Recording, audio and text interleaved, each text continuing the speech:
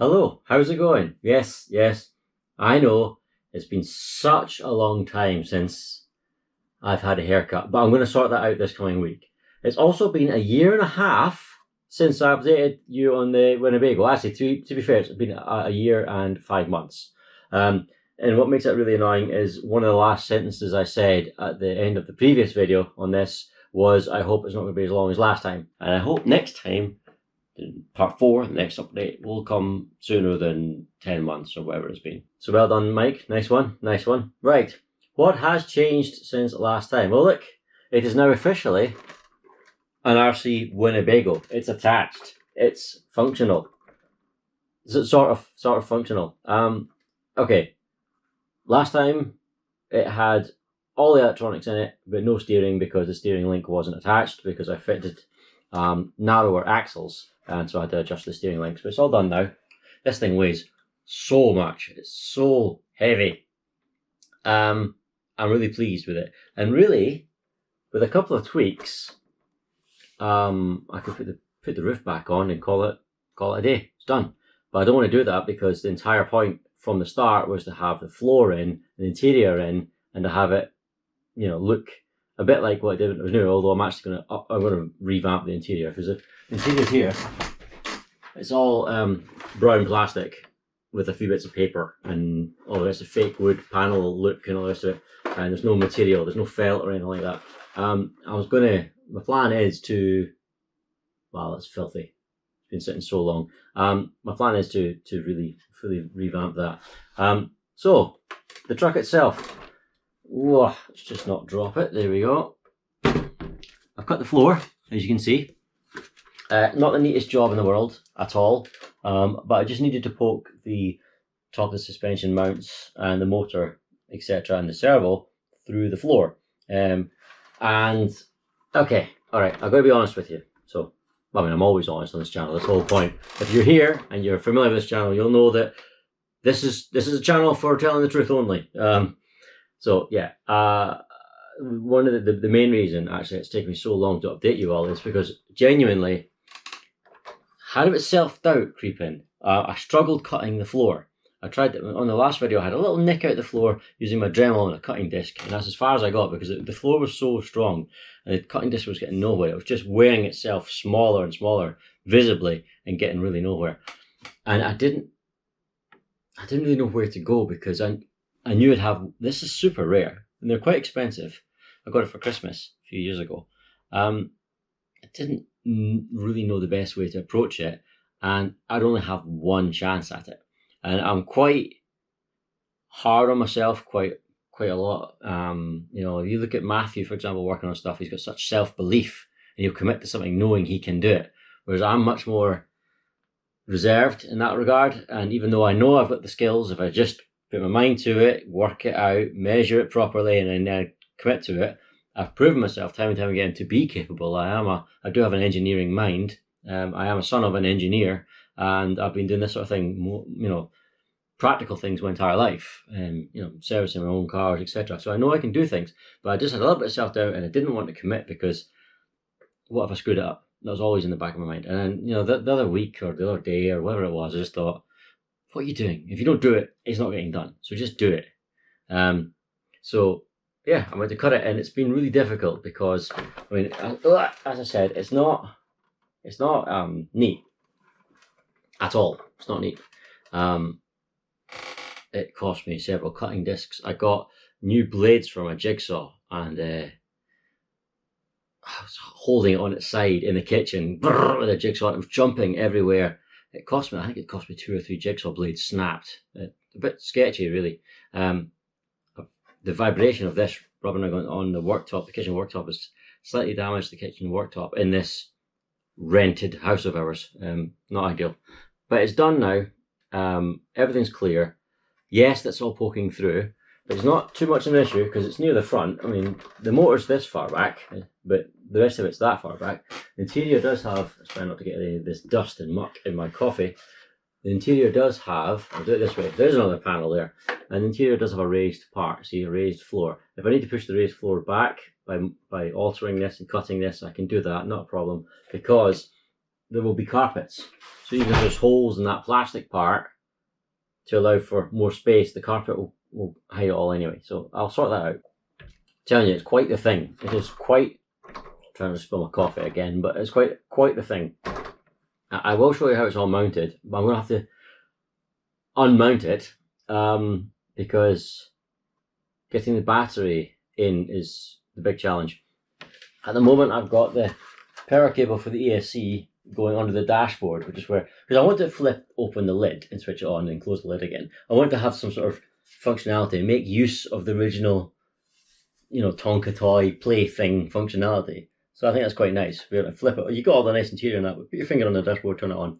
But the battery was the issue. The battery tray at the moment, I've cut it low to get it under the floor, and I've got the electronics, the ESC and the receiver in it. But I have worked it out now. My original plan was to, geez, look at this, have the battery right in the front, behind the front bumper there, but there's no space. I've tried all sorts of which ways. This is a 3S. I wanted to run 3S because I'll need that extra grunt because it's so heavy. 2S just won't do it. I'm trying different things. I could mount it underneath the floor up here, you know. What? I could mount it here, but I would need to build a box to protect it. I don't want an exposed lipo hitting the ground. And it's, you know, moving all the weight further back. But I have worked something out. I have stuff en route. So the battery issue is sorted. I will give this a test outside to show you it running. The biggest issue right now is the suspension, the shocks and the springs. I'm running the stiffest springs that Gmade actually make for both these front and rear shocks. They're running different shocks, front and rear, but they're all Gmade. And the stiffest springs they make, I have. But they're still super soft. Not in, well, for this they are, you know, on my Komodo, you know, they're rock solid, but on this, with the extra weight, it's just so floppy. So annoyingly, there's no, although they're called the red rated stiff springs, there's no rating, there's no official, and it doesn't tell you what the rate is, the spring rate is, so guesswork. What I've done is I've ordered a Endura set of springs, the right size for the front, which has a whole array. I'm just going to try the stiffest ones and hope, and we can go from there if they're not stiff enough. And I've ordered some axial springs that aren't made anymore, but I managed to find some which are yellow rated, whatever that means. This is Axial's own self-identifier, which does have a spring rating. You know, tying into the issue with the suspension being too soft, if it goes beyond a certain point, it can't save itself, it can't self-right. It's just that there's not enough strength in the suspension setup. And what makes it worse is, obviously the battery tray is running here. Like I said, it's got the ESC and the receiver in it now. The battery was made to counteract the weight of the servo and the motor. So you got the battery on one side, the servo and the motor on the other. That's how it kept it roughly level. The battery's not there now, so it'll fall over to the left like that under driving, and it'll just stay pivoted over. So I'm going to have to compensate that by putting weights in where the battery should be. But I've got plans for the battery, like I said. But it is super wallowy. It's just a case of finding the right balance, finding springs that work. For the shocks, I have TLR 80 weight oil, which is 1000 CST. So if that doesn't work, grease in the shock, I don't know. Honestly, like that's heavy. That's I think that'll be absolutely fine. It might even be too much, but we'll wait and see when the springs arrive. Anyway, let me demonstrate outside exactly how wallowy and wallopy and folly over and tippy this thing really is. Yeah, this area is a bit of a mess because the dog has been digging and firing stones everywhere. Anyway, this bad's just going to slide around, make it worse, but I'll give you an idea.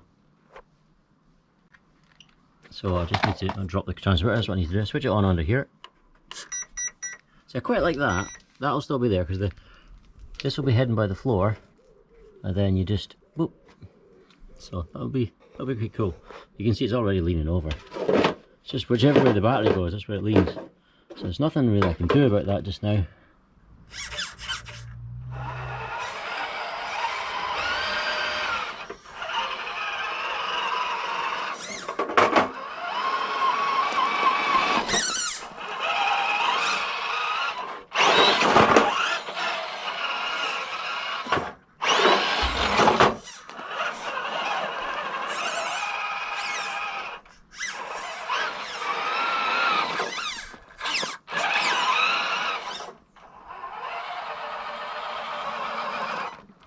see it finished leaning right over on that corner, because that's where the battery ended up.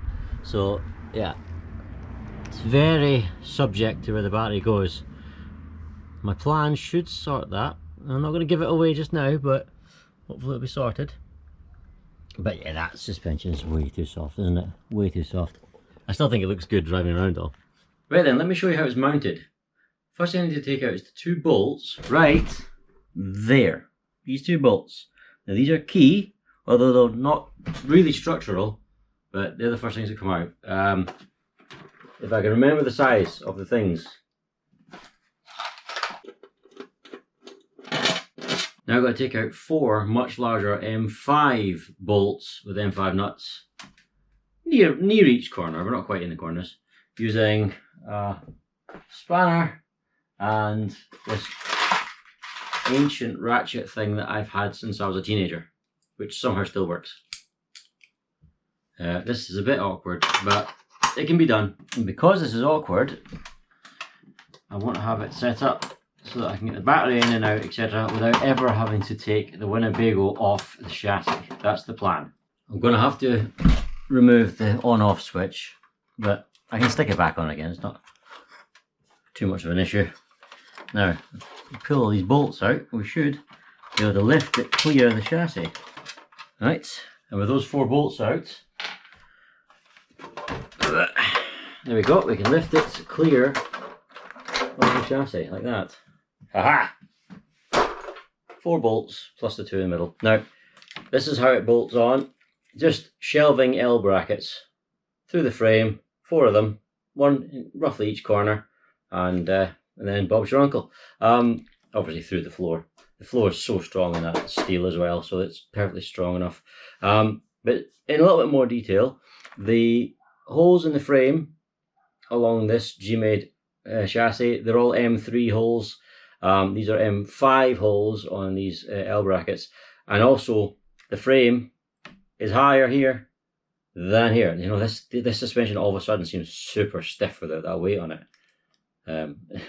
Yeah, I mean that would be way too choppy for a normal weight of trail shock, even quite a heavy one like well, my GS02F or my HPI Venture.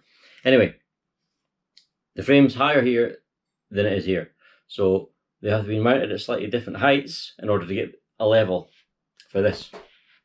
So I drilled through these 2 back ones.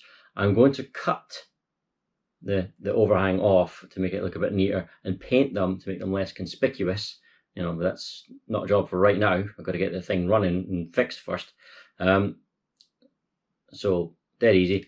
What's good about that is this alloy strengthening beam already had M3 bolts all the way going through it. You can see it sort of follows the channel a little bit, and there's the bolt there. It had the bolt through it already, so I just use a longer bolt and then bolt it from and screw it in with a nut from the back. That's already threaded, so that's perfectly strong.